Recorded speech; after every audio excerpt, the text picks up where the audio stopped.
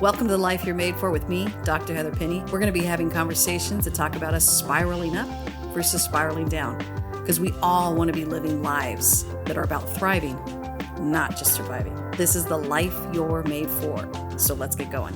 Hello, Ken. It's so good to have you on my show today. Thanks for having me.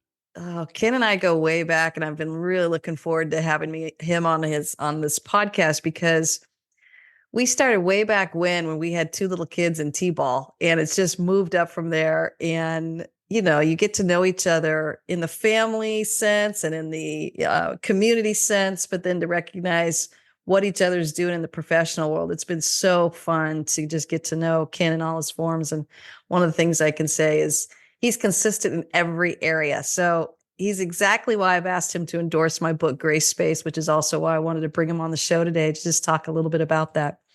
Before we jump in, though, Ken, can you tell everybody a little bit of who you are and what you do? So I run golf courses in my main course of business. We have four City of Sacramento properties that we manage.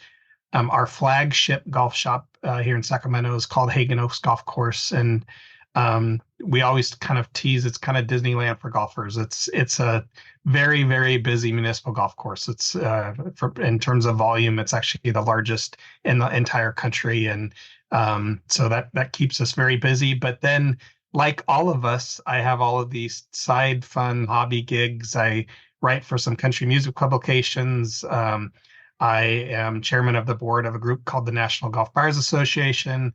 I help with my wife with her organization, which is a little nonprofit called the AGM, the Association of Golf Merchandisers. And then just because I'm cruising for a bruise, and we started a music festival 16 years ago that we host called Golf and Guitars at Hagen Oaks. And so it's kind of like the guy at the circus twirling on the plates. And so far, none have crashed. A couple might have teetered once, twice, but yeah, that keeps us really busy.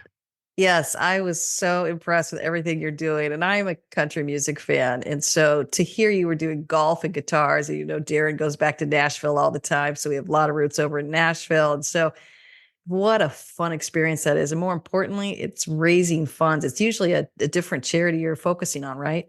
Yeah, so we raise money. The core of it goes through our Morton Golf Foundation. We have a nonprofit that we run that funds about 15 different outreach programs across Northern California.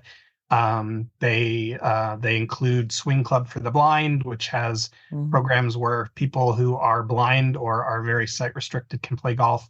Our California Eagles program, which is the first and largest Special Olympics golf program in the country. We've got programs for inner city kids and scholarships and all kinds of other fun stuff. But then during the golf tournament portion, the artists that come and commit time and come volunteer their time for our big music festival, they get to play in the tournament portion for a charity of their choice also. So we're sending money off to St. Jude and children's hospitals across the country. And so it's been fun. We actually, about 8 years ago, the money's raised. Megan Connors, a songwriter in Nashville, she won. And she raised 10 grand to buy a school bus in Africa for kids. So literally, some of those monies are literally going halfway around the world. That's pretty cool. Well, that's just one of your activities. Yeah. But I remember showing up at the event, and I think it's a 2-day event. Am I correct on that? It is. Okay. Yeah. So we love the first night where there's just the intimacy of the singer-songwriters and all the people who've written songs, and many of them we recognize, but we get to hear the backstory on it. And also some new artists are introduced with acoustic kind of style. So we've loved that experience. But one of the things that really touched my husband and I was just watching all the recipients of these scholarships for kids. And we're a huge advocate of education and anyone that doesn't have access to education. So Darren and I were just very touched with that. We're just thought, wow, what aren't the Mortons doing? Yeah, well, it's about the legacy that you leave behind you, right? So isn't that the truth? We're here for just a short time. So if this year we have 20 worthy recipients that we just announced this last week, and they're going to share 55 grand. And if that helps get them through that next process of 4 years for them, even if we're just a small piece of it, then we're doing some good. So we need more of that in the world. Don't we? Yes. I was a scholarship kid. Darren was a scholarship kid. And we just love to be able to pay that forward. And we were always so grateful. We don't know who that money came from, but it got me through a 4 year university. It got my husband through a 4 year university. And Yeah, being able to see how people are just stepping up to help our youth, that life's expensive and getting into adulting is expensive. And being, if money's the only thing that's a barrier to them, wow, I just love the fact that we can step up or at least encourage them to that people are caring. yeah, You're not yeah, in it alone. So yeah. That's yeah, why I'm not adulting yet. It's too expensive, so I'm gonna stay a kid. So it's way too stressful, kid. I've decided that as well. Or I should say, we're just defining our own spin on what adulting gets to be. We get to have a lot of fun and we get to have a lot of plates spinning yeah, unapologetically, don't we? the world may disagree with us, but we're gonna be kids at heart forever. So Isn't that the truth? I love it. That's probably what we've always clicked. yeah. And tell us a little bit about your family life. You've got such a strong family life and it just spans many generations. I know we got to celebrate with you all in Hagen Oaks, what was it, 100 years or 70 year? Our 90 year. 90 Yeah. years. Sorry. Yeah. Yeah. Yeah. So Tell us a yeah, little bit about that. yeah. So it starts way back in 1958 when my dad started at Hagen Oaks. Mm, And so this is year 66 here at the golf course for him. So I have been wildly blessed in being able to work side by side with my dad my whole life. I started giving change on the driving range when I was 8 and working in the shop at 11. And it's all I've ever known. That's all I've ever done. mm, And he is the most awarded PGA golf professional in the history of the PGA of America. mm, And actually, we just found out yesterday he's going to win the PGA's Master Professional of the Year award mm, this year in Texas. And so, in our industry, he casts this great, massive shadow that is this awesome compass for us all to continue to follow. So, I've been very blessed, and hopefully, I've been able to use some of those core values and things that he's taught me mm, working alongside of him with mm, my own kids. And I've got 3 boys, 2 of which are out of college and mm, engineers and doing wonderful things. I've got a young man at Colorado State, and then my daughter's still in high school here in Rockland. I love that. You mentioned core values. What are some of the core values that you hold? Uh, for us, we build our whole company around it, and Mm-hmm, there are things like honesty and perseverance, and just trying to do the right things for the right reasons. mm-hmm, We even have some quirky ones in there, like make work fun, and mm, because again, as we said earlier, I mean, this mm-hmm, journey we're on short, and mm-hmm, if you're going to work to have to just do work, you're mm-hmm, not going to want to do it very long. And so those are things that we try to live and breathe. And we always tell new hires that we can teach you the roles, the mm-hmm, duties. mm-hmm, And if you are coming to work with the right attitude and trying to, em mm-hmm, embody the values of the company mm-hmm, each and every day, rarely are you ever going to get in trouble for messing up the mm-hmm, duties. We'll teach you those. So we always try to find people that are have a wonderful heart inside, mm. and then we can do the rest. Well, and the other thing too I've noticed about you, Ken, is the breaking down of barriers. I'm not a golfer and so golf for me has always been very intimidating. And yet I grew up in golf world and Palm Springs where I grew up, which is one of the golf meccas right of the world over there. And Yeah, my for husband's a sure. golfer, but I remember even getting on the golf course a couple times and just feeling stressed because I can't hit it as far. And so I have to do it like 6 or 7 times. So who am I holding up behind me? And just like, oh, it's just all this golf etiquette and making sure that you're running on point. And then I can't even last 18 holes, to be honest. I'll be like 9 holes, I'm exhausted. So it's just this whole other world. And I remember going, yeah, I don't think it's for me. One of the things that you've done for me personally, as someone who's not a huge comfort golfer, is your intentionality to break down the barriers, everything from people who aren't really exposed to golf, from kids to people like myself to handicap.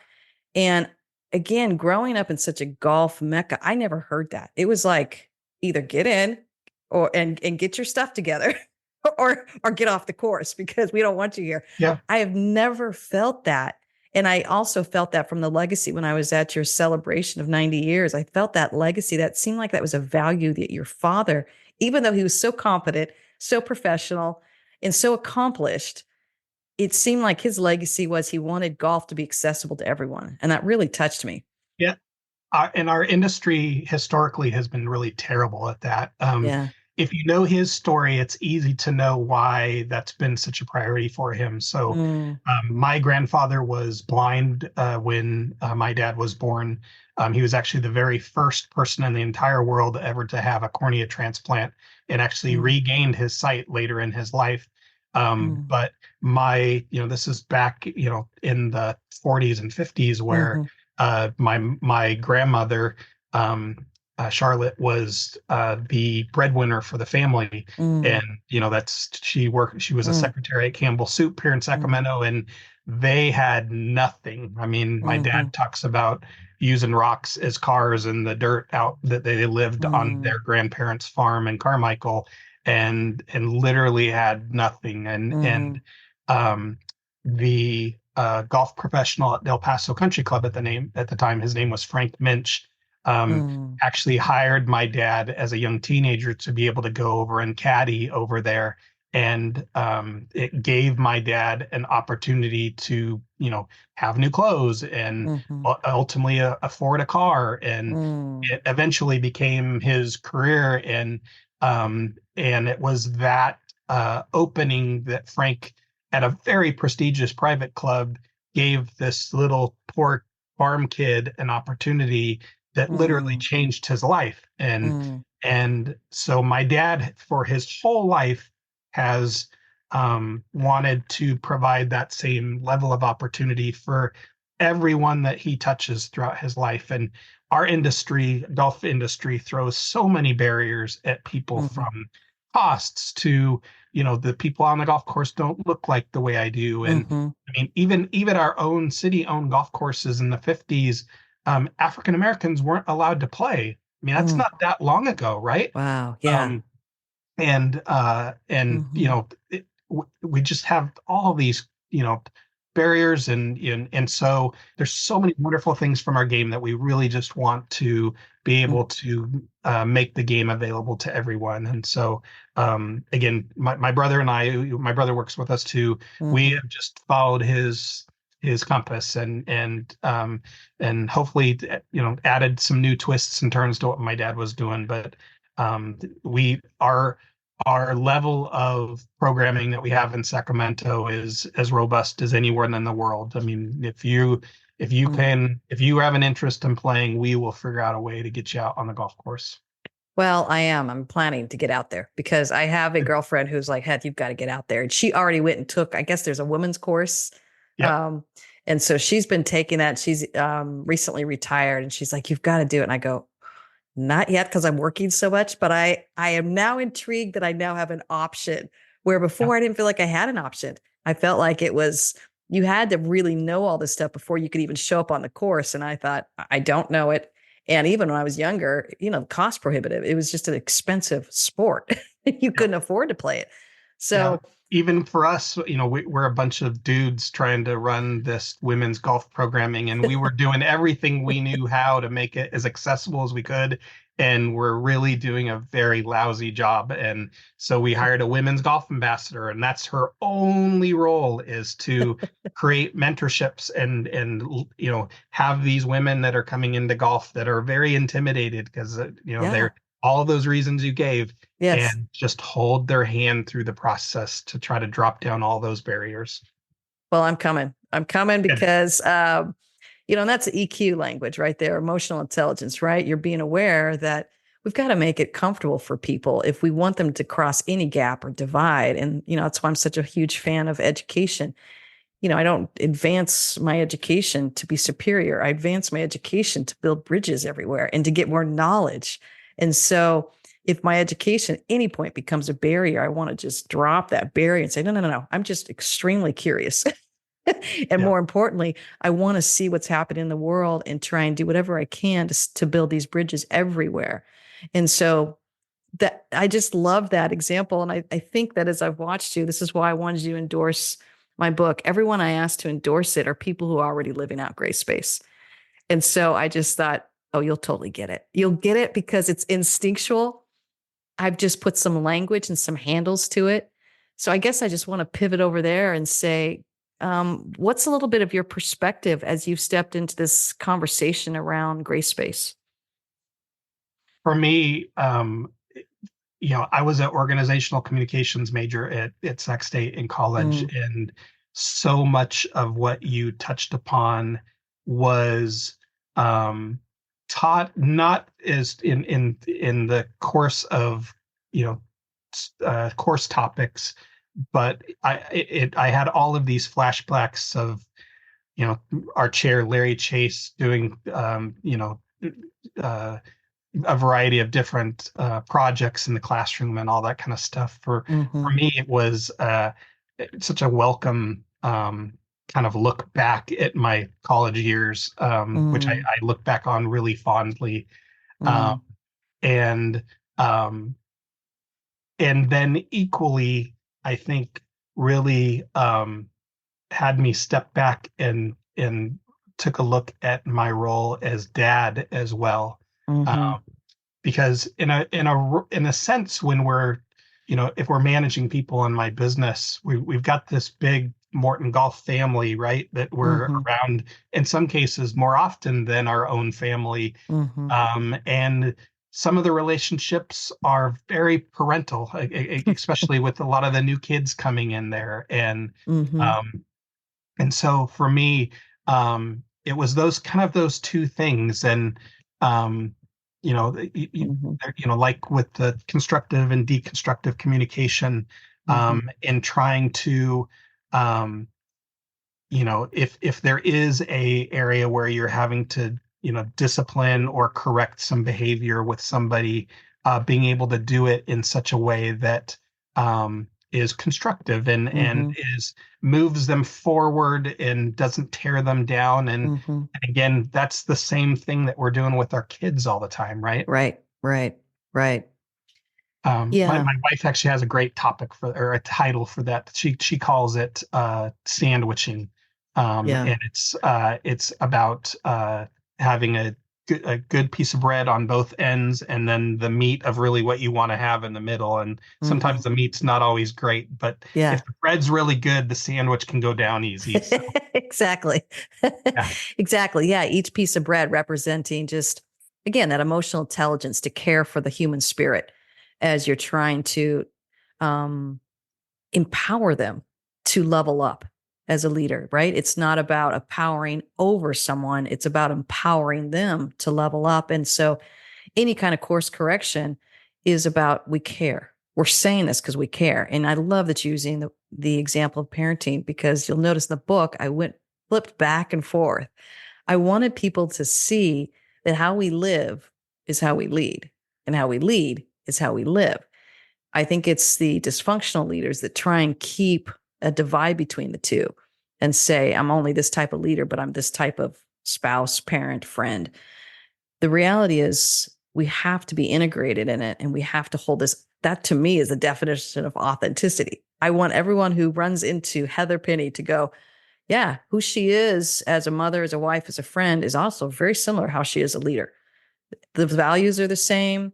Some of the language might change or shift a little bit, but how we present ourselves as a human being is very similar in both circles. And so I love that you kind of noticed that in the book. yeah. I think with it's right out of the first dedication in the book to our Duluth guides. Yeah.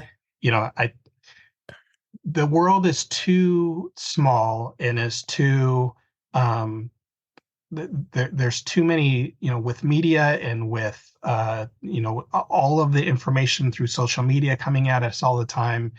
Mm-hmm. um there's not an ability to be two people anymore, Mm-hmm.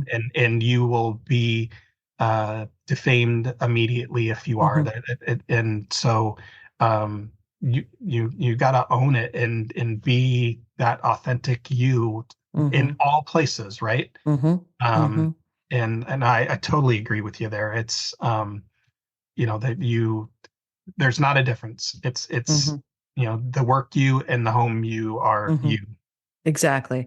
And you're right on. I wanted people to see that dedication. For those of you who haven't read it, I did dedicate it to my son, Luke, who I think I said something about I'd never been a parent or mother to a 50 or to a teenage kid before. And he's the one that taught me a lot about grace space. My clients that I coached taught me a lot about grace space.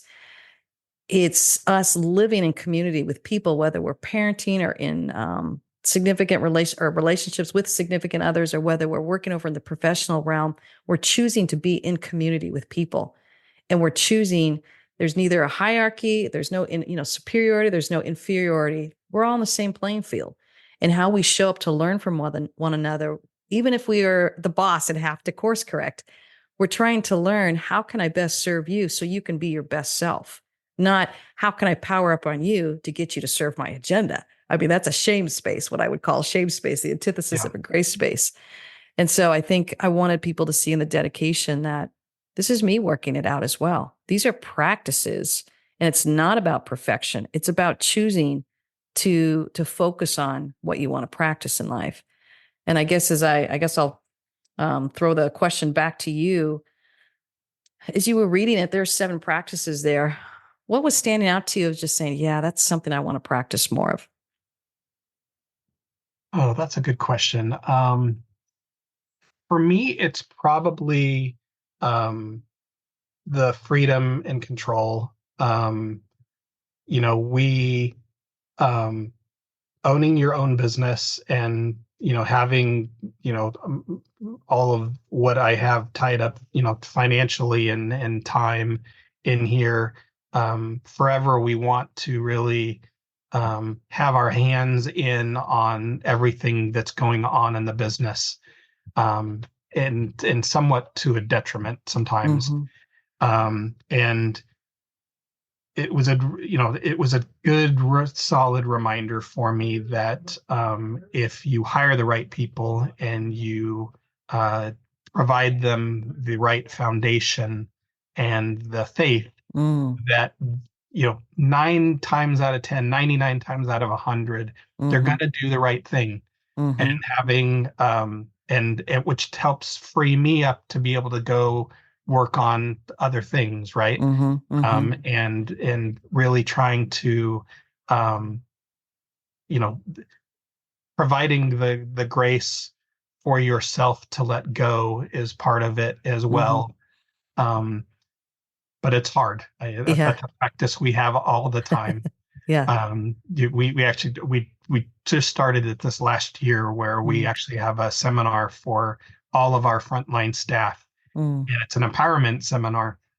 And you know we're in the customer service business. mm-hmm. Inevitably things go haywire. The Mm-hmm. wheels fall off at some point. And um, our staff before would say, oh, we can't do that, that's Mm-hmm. against policy, or my man, I'm not authorized to do that. Or they couldn't Mm-hmm. they couldn't take care of the problem right in front of the Mm-hmm. customer. And so the seminar, was an hour-long seminar, but the basic takeaway was, do the right thing. Do Mm-hmm. whatever that is.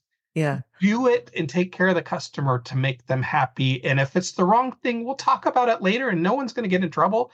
Yeah. But just do the right thing, and you Yeah. are empowered. You have the space, the grace to be able Mm-hmm. to do what you think is the right thing. And Mm-hmm. gosh, it really changed Mm, everything in our company. I mean, they were able to deal with much more than they were able to before, but mm-hmm. their uh, the just feel good Mm-hmm. camaraderie between the staff members, and the collaboration between managers and frontline staff, and it was just really at an all-time high. And as we have turnover all the time, we have to continually doing that just to let Mm-hmm. people know that you guys have the pedestal to be able to make those right decisions, and Mm-hmm. no one's gonna take it out from under you. Mm-hmm. Gosh, I love you brought that up. It's making me think of a scenario that I just had recently encountered on the freedom and versus control. And I'm glad you brought up that practice because that's been one of the harder ones for people to understand. And you started it with, if we give them what they need, we can let go. So there's this certain amount of onus and responsibility we have as leaders or parents or everything else that we have this responsibility in. And I'm fresh off a retreat where I did Grace Space for the first time, and I gave a chapter to each of the leaders there in the room, and then they went and got to read it, and then I asked them to come back with a visual and an example, and then how it would also influence the company. And the one of the leaders, their executive leaders, he came back, and the visual he used, the word picture he used, he said, when I think about freedom versus control, I think about setting out snacks in front of them and letting them understand that this is their fuel. This is what they need to fuel. But it's not my job to pick out which snack they're supposed to eat, when they're supposed to eat it, how much they're supposed to eat. It's just my job to put the snacks out. Yeah. And I thought that was a really cool word picture to use to say, I'm going to own this, but I'm holding it with the tension of I have a responsibility. But if I try and force feed them that, now we're moving from freedom into a control, and we're not empowering our people. We're leading through more fear, intimidation, and even just keeping our people young or codependent on them. Yeah, it's interesting, that snack analogy, because in golf, people learn to play three different ways. They're either visual, or they learn through auditory, or they're kinesthetic. And Mm-hmm. typically we have one where we learn the most, and then we also have one in which we stress. So me as a Mm. golfer, I'm a very auditory learner, which wouldn't be a big surprise with my love of music. Yeah.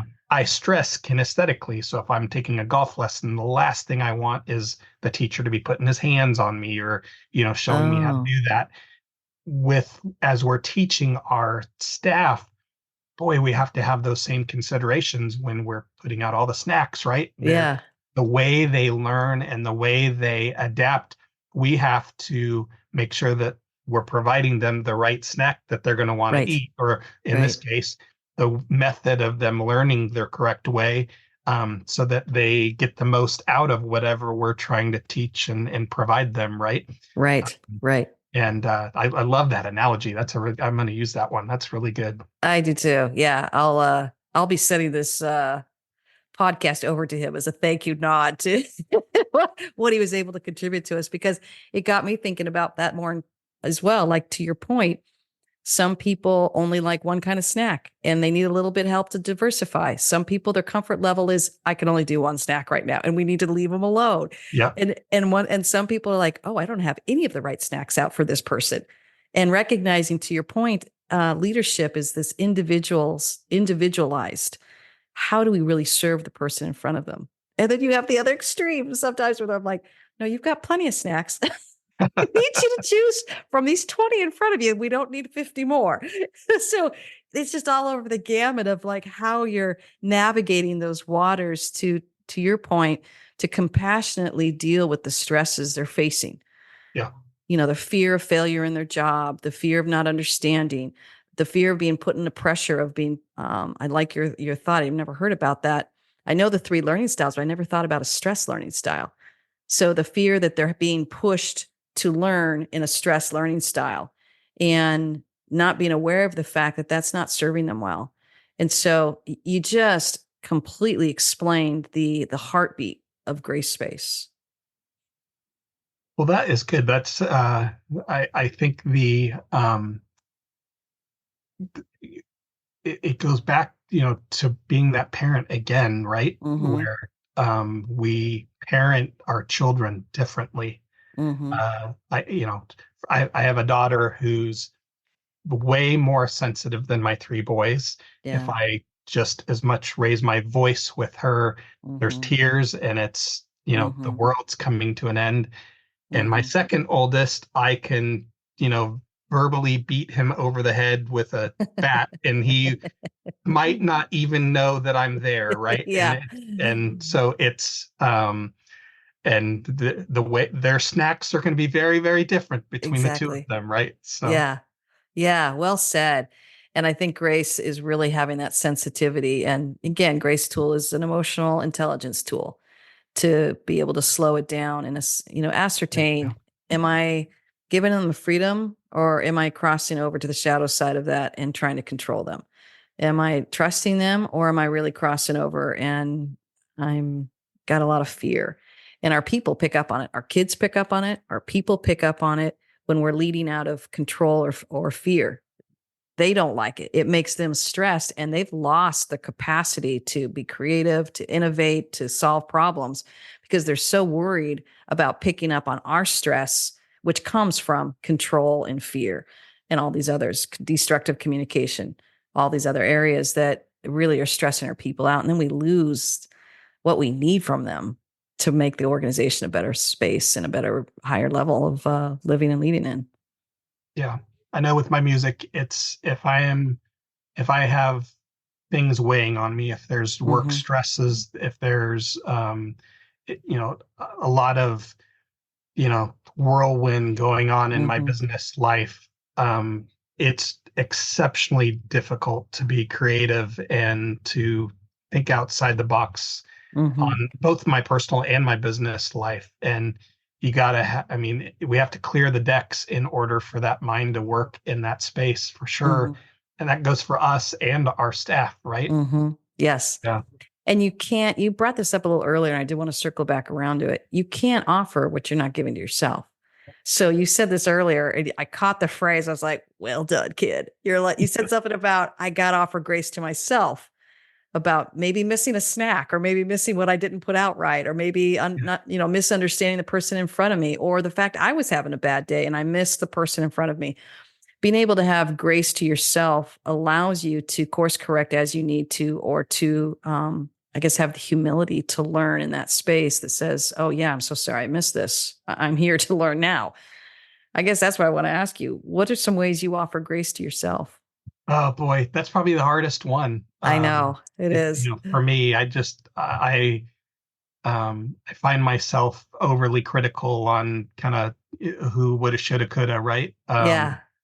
And for me, it's trying to carve out a piece of the day that is unrelated to the whirlwind. Mm, That's and for me, in most cases it's music. mm, Where the first thing I do every morning when I wake up at 5:30 is I have a little website that I run that's called That Nashville Sound, and it's mm, unplugging and it's listening to new music and kind of mm, going down the rabbit hole of new artists and new songs and all that kind of stuff. And for me, that is mm, the kind of the plug in the bottom of the bathtub that kind mhm, of lets all the other stuff that might be weighing me down go away a little bit. So mm, I'm able to start fresh. It's a routine now for me so that it kind of sets me up for the rest of the day. And it's fairly unrelated for the most part to what I'm mhm, going to be doing the rest of the day. mm. And so that is, it's like a just kind of shower, kind of washing Yeah. all the dirt off. And Yeah. for me, that's enough to take that big deep breath and Mhm, kind of recharge the batteries enough to mhm, where I can kind of take on the world again, no matter what else seems to be weighing me down. And mm, um, if I don't get that, if I'm on the road or if I'm traveling, all that kind of stuff, mhm, I do have a sense that the days are shorter. My patience with myself is a little bit shorter. mhm, I really have to have that conscious detox, step away from it all there to just mhm, breathe, right? And mhm, that's going to mhm, be done different for everybody. It might be fishing or going on a walk with your spouse or whatever, but being able to just pull away and breathe mhm, and just kind of recognize that in the big scope, what might be weighing you down isn't maybe all that important in the big scope of Hmm. things. I'm so glad you brought that up. You know, one of my questions is, what's one of your morning rituals? And I've watched leaders, I no longer even ask them, do you have one? I just say, what is it? Because leaders who are doing great things and leaving great legacies, they have a way they start their day. And I've gotten so curious about it. And to your point, it's different for everyone. What I've even learned about myself is it's different for me depending on the day. And I can't, I'm too creative, I think, to just do the same routine every day, but I do know I need my own space, whether it's active, taking a walk or sitting down and journaling or listening to music or listening to podcasts. It's something it's just for me because I have to feed my own soul, so to speak, before I can step into other people's spaces and feed their souls Yeah. and make sure we provide the right snacks. Because if we don't do this well, we're just going to put out the wrong snacks or none at all, and then we wonder why our people are getting burned out. We're not giving them the Yeah. fuel.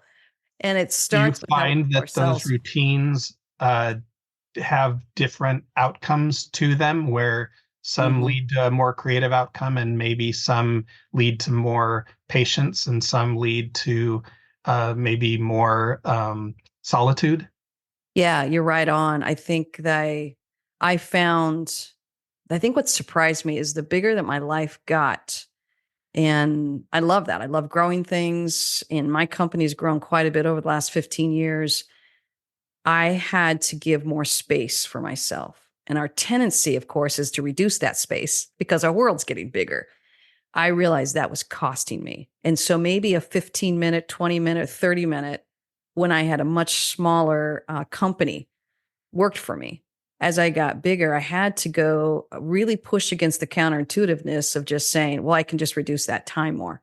I couldn't. I had to increase it to an hour and sometimes sandwich it an hour in the morning. And after a long, intense day, an hour in the evening. Um, I had to be much more conscious of the fact if I'm going to grow my life and my world and level up as a human being, I have to grow the grace space I'm giving to myself because I'm not just going to be influencing maybe 10 clients in front of you. Sometimes it's hundreds. Or, as I'm moving into speaking and keynoting, I don't want to get it wrong in that 45-minute keynote. I have to give myself what I need and that grace space to be able to step into that. And so I think that's what surprised me. You can't skimp on yourself. Otherwise, you won't be able to provide your best for people. Yeah, and I would imagine that so often, whatever that is, that Mhm. the peace that brings you peace is so often not connected to anything in our work career. I mean, Mhm. and it might be. Near the expert certainly in that field, but it's hard to say that I'm doing this thing that's unrelated for the benefit of this, right? Exactly. In fact, I work with such high achievers, most of them won't believe me. Of course, people don't come to me when they're thriving. They come to me when they're burned out and they're tired and they can't figure it out. And I have to tell them something that feels counterintuitive. And that's why I use an allegory of this little girl who, she started putting her on all these bracelets. It was in my first book. Starts putting all these bracelets and stops going on the tire swing that she loves and can't figure out why she's disappearing and why she, doesn't like her life. It's just an allegory for what we do to ourselves. We do it because we're high achievers. We're pushing, we're hard, hard driving, and we've lost our tire swings. And so, what our tire swing is at 24 or 34 or 44 or 54, it's always shifting and changing, but we don't give ourselves enough grace to slow down and respond to ourselves.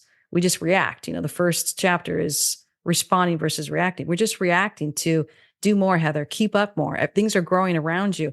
So we become very mean to ourselves. I joke that I'm the worst boss I've ever worked for.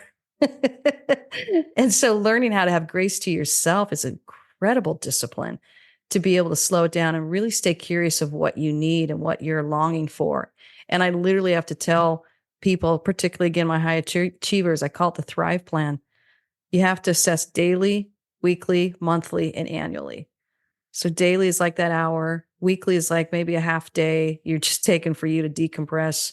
Monthly is maybe a full day, maybe even a weekend. And then annually is a good, 2, 3 a days just by yourself. And people don't believe me because, to your point, they think, well, I'm not working on something. I'm not being productive. And I go, that's what's crippling you. That's what's paralyzing you. It's when you go find time for that tire swing and you do it on a cadence of the daily, weekly, monthly, annually, that your creativity and actually your accomplishments and your achievements actually go up. And of course, there's all this research to cite it. But working with high achievers, particularly North American culture, we're taught, if you're not doing well, grind harder, hustle more, push harder. And I'm just as guilty of it. All my fingers are pointing back, but I think that's why I'm spending so much of my life wanting to talk about it, because I too had to reach burnout and realize I don't think I'm very happy. I don't think I'm liking my life. And then we become a victim to our life versus being able to say, oh my goodness, I get to get back in the driver's seat and create my life. So what you're saying is more music. That's basically what I'm hearing That's you say. exactly what I'm saying. Yeah. You would actually love some of the research that, and I've done this. I do retreats around moving to the right side of the brain, and I will do 30 minutes of straight music, and then they doodle because it's moving you into the right side of their brain. And most people go, huh? Why is she doing this? What am I, back in kindergarten? There's this feeling, but I'll do it with these high level achievers, executives and everything. And then they'll go, I'll stop the music and they'll be like, that was 30 minutes. I go, that was 30 minutes. You just Mhm. got lost in the right side of your brain. And now is when your creativity will start, coming. What we don't do is give ourselves just a break, a breather. So the fact you're starting your day like this, all I'm going to say is do more, kid, do Yeah. more. No, thank you, thank you. There's way too many spreadsheets and Yeah. paperwork for all of us, and yeah, we're all better in that right side for sure. And we all need each other to keep reminding each other to do more, right? Because the world is constantly telling us, our own inner critic is constantly telling us, do more spreadsheets, hustle more, Yeah, do more tasks lists, and to be able to have friends and fellow colleagues in your world that says, hey, Ken, when's the last time you got in your tire swing? yeah. That's all we need. It's just a little prompting there to remind us that's right. We value it, but sometimes we feel guilty when we take it. That's what Heather Penny's for.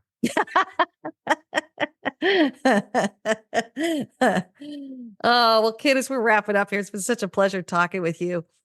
What is some encouragement you want to give people that are trying to grapple with maybe fatigue and burnout or frustration or irritability, or maybe even this thought, well, that sounds too good to be true. Can you really be happy by doing less? What's some encouragement you would give? Yeah, so you said it earlier, where there's each one of us have this curiosity of this world Mm, around us, and mhm, we have I call them rabbit holes, mhm, where in my music it's I find a song that I like, and then you find out who wrote it and who published it and the label that it's on, and then all of a sudden you're down this rabbit hole of all of this music that you've never ever heard it from before. And mhm, for me, I love that mhm. rabbit hole. It's Yeah. a sense of discovery, but everybody has what their own rabbit holes are, or in Mm, that sense of curiosity that they have. And I believe that that's the impetus of the happiness, is it's finding the time of what makes you curious and mm, having the time to be able to go do and go down that rabbit hole, right? mm. Love And that. I think trying to find making sure that you know what your favorite rabbit hole is an Mhm, important feat of your for yourself. But then more important for a manager, mhm, because I need to know what that is for each one of my staff that works for me too, mhm, right? I mean, and what brings them happiness? What are the roles in their job that they really feel comfortable in? And mhm, equally so, what are the ones that they feel really uncomfortable in mhm, that hopefully we can make them feel more comfortable in? But if I'm able to bring up conversations or topics of conversation that are in and around their rabbit hole, that's gonna make mm. them feel better, right? Yeah. So, in a sense, their rabbit holes become mine too, and Mhm, hopefully, and so, um, if that was any advice, that as a manager, that's mm, probably what mine would be. It hasn't been different with as a parent. mhm, I have these boys that have all interests that are very different than mine. But Hmm. if I want to be part of their world, I need to go down those rabbit holes with them too, Hmm. right? And Yes. because that's what brings them happiness and passion. Hmm. And for my son Taylor, it's about he's building a new Hmm. Defender truck. And again, Hmm. I know zero about cars and trucks. Yeah. Let me tell you, I know lots about Defenders now because that's his passion, and then Yeah. now it's my passion too, right? Yeah. Um, yeah. So again, it's that open space, I think, is at the end of some rabbit holes. I love that. The rabbit holes, finding their rabbit holes, finding their snacks that fuel them. You're right on. It's showing interest and curiosity in someone's world and life. And if we truly care about them, we'll take the time to slow down, to engage, to even get out of our comfort zone and get into a whole new world that shows them actions speak louder than words, right? We're here and we care. I love that. That's a good one to end on. Well, thank you, Ken. Thanks so much for not only for the time that you've spent with us today, but for modeling Grace Space out there in the world and for joining me and letting me join you as we are leaving our legacy and trying to share Grace Space and invite other people into it. I'm so excited about this message and I'm excited about how people are responding to it. And I want to say you're in good company with the endorsers that I've gotten in this book because we're all doing it. And I'm looking forward to just hearing how the ripple effect continues to grow. Well, the work you're doing is so important, and we love you and your family. It's you guys are, as we talked about authenticity. You guys live and breathe it every single day. Oh, thank you, my friend. Well, take care, everyone. Ken and I are cheering you on. And join us because we're doing Gray Space, and we believe this is the new movement that's going to be pushing outwards, and we're all in, aren't we? Yes. Take care, everyone. Thanks for joining us. We had such a great time today, and obviously, we are all stepping into this life that we're made for. But isn't it nice to have a little bit of support along the way? If you want to find out more about the life that you're made for, come find me at heatherpenny.com. Go ahead and subscribe, give us a review. That really helps us out and helps spread the word. You get to step into the life that you're made for. Cheering you on.